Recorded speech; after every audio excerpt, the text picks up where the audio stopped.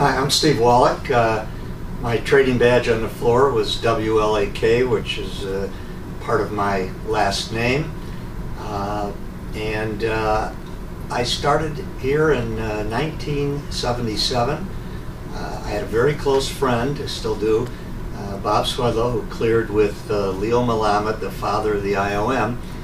And I was practicing law, and Bob had given me a number of clients from the exchange and told me I should come down trading. And I had no desire to trade pork bellies or cattle or any of those products.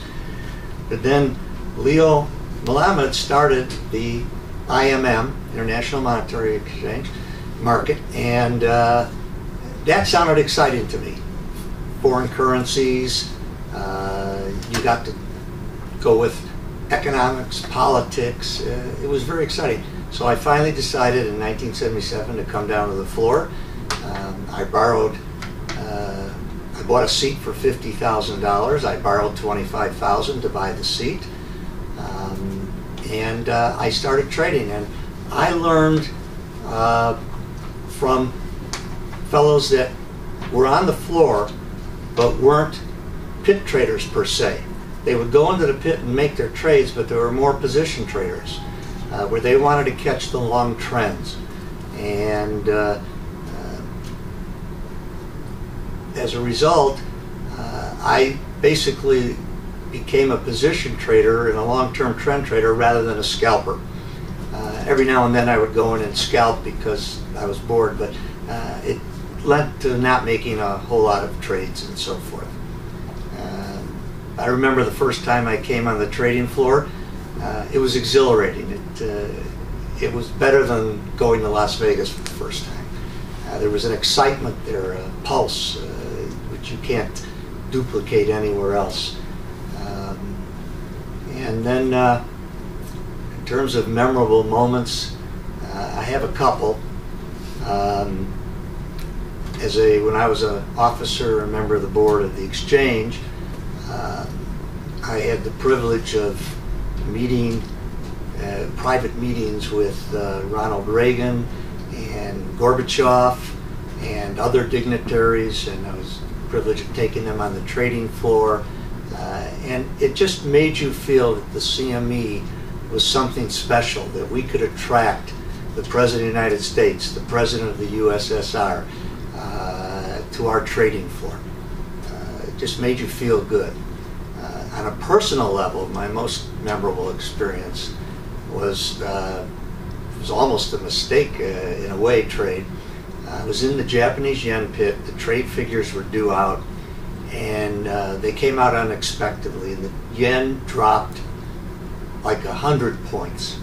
And I stepped in to buy 10 contracts, and I bid 50 on, and before I could even put the number on 10, order filler said, "Sold you 100." And before I could say no, the market was 60, 70, 80, 90 bid. So I kept them. At the end of the day, I ended up making 6 figures. It was my largest day by far. I've never had a day anywhere close as much. And it was just pure luck. And in fact, some of the fellows were at the East Bank Club afterwards, and they told me that my name was all over the East Bank Club as to what I had done. And it was really a fluke. I mean, I only wanted 10 contracts, and it would have been a $10,000 day. So that was my most memorable moment. And it leads me into what discipline you need on the trading floor. You need discipline. That is the whole key. I only wanted to take 10 contracts. I have the discipline not to go get crazy. And before I could cancel the contract and tell the broker that I didn't want more, the market had gone so far I took them. But that's not the way you should trade. You don't take shots. You've got to have discipline. And then the second most important thing on the trading floor is your word. You've got to have integrity. You've got to honor your trades, and you have to deal honorably, as you do in life with everything. Because once you lose your reputation, you can never get it back. My funniest memory on the trading floor is was right after I had bought my seat. I told my parents I bought a seat on the floor. My mother was very upset. I was giving up the practice of law. You know, I was going to be a gambler and so forth. So one day I brought my mother and father down to the trading floor, introduced her to a number of my friends, and we're there, and I said, well, what do you think, Mom? And she looks around the floor and she says, where's the seat you paid $50,000 for?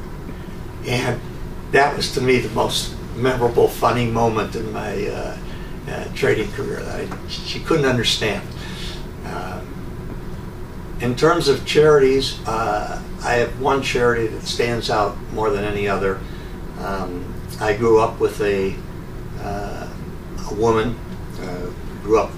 We knew each other. Our parents were friendly. Pushed baby buggies together. She was my best friend, and she died at the age of 58 with ovarian cancer. And they set up it was Holly Misner was the name, Memorial Fund in Northwestern, and I make that my biggest charity. Number one, it's good for cancer, and two, it's in memory of my closest, dearest friend. So whenever I have a chance, I make a contribution in her name. When somebody passes away or does something good, I make a memorial contribution in her name. I support other charities, but this one, and there are a lot of good charities, and I give to other charities, but this one has a little special meaning for me because of the personal nature of my good friend Holly. And that's basically it. Great.